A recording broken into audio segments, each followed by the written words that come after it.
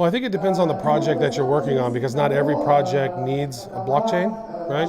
Now, when we're talking about marketing, there's a lot of different things that you can do. It depends on if you're trying to market your blockchain project or if you're trying to bring blockchain into marketing. I think blockchain into marketing can become really valuable with a reward system.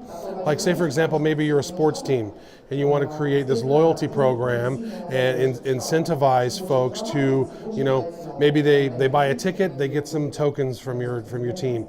The more tokens you get, or you go buy some stuff at the sports store, you get more tokens. More tokens you get, maybe you can interview maybe you can sit in a live interview with one of your favorite sports fans, or maybe you earn certain things. And so I think blockchain and loyalty and rewards are something that can become very valuable. Because imagine this, if you now, have you ever bought an Apple product? No. So if you ever bought an Apple product, say for example, if I bought an Apple product maybe 10 years ago, I bought a MacBook back 10 years ago. I spent $3,000 on that MacBook, but I didn't get any Apple stock.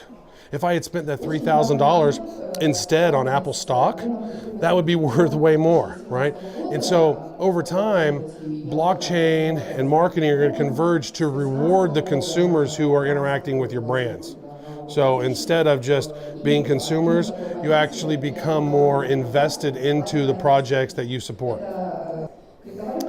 Well, I think that more companies are leaving the United States with the blockchain projects. They're leaving the United States because of over-regulation. ICOs, you have to be an accredited investor to participate in these.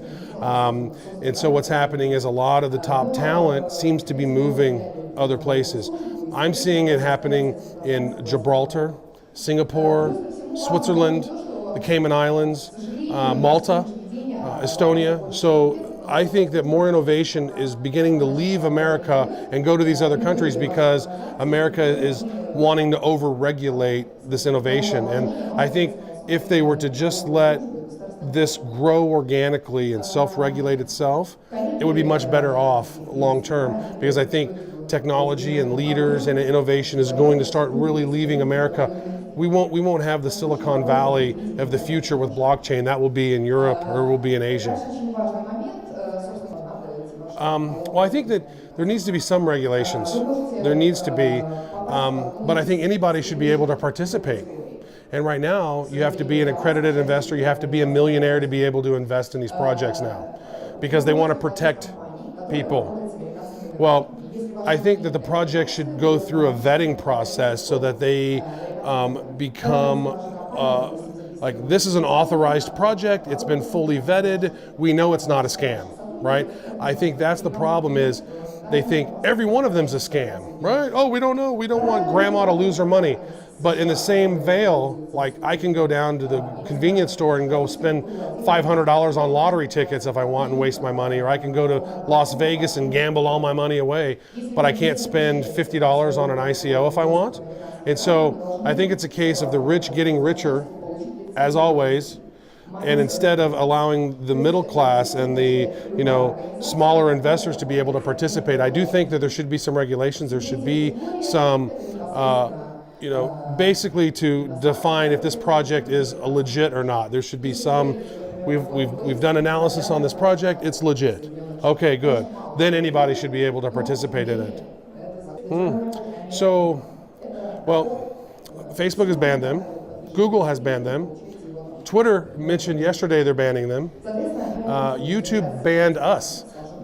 My podcast, Bad Crypto Podcast, YouTube banned us. They didn't tell us why. We're just a crypto podcast, but we don't recommend coins. We don't pump or dump coins. We've never made any recommendations. We bring information to people. So I think there's a narrative that's going around. There's either a sort of constructed attack against crypto from the powers that be, or they are trying to protect themselves. These companies are trying to protect themselves from the SEC or from regulations, because if some company advertises ones that's a scam, then that could come back on Google, or that could come back on Twitter or Facebook. So I think they're trying to protect themselves. I think that you just have to be more creative. Now, it's been very valuable for us because we have Bad Crypto podcast, and we have one show every week where we have ICOs that we share with our audience, and we have nearly 4 million downloads since July, and so companies come to us to showcase their ICO to our audience. So I think it's good for us, but it's bad for companies that are trying to market and build their exposure of their project. I think makes it more difficult to do marketing. How do I find it? Well, I think there's a lot of projects that have launched that haven't fully finished their project yet.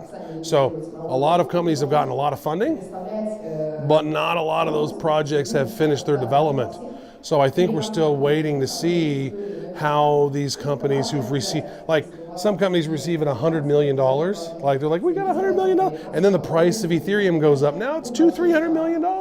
Like they've done nothing yet.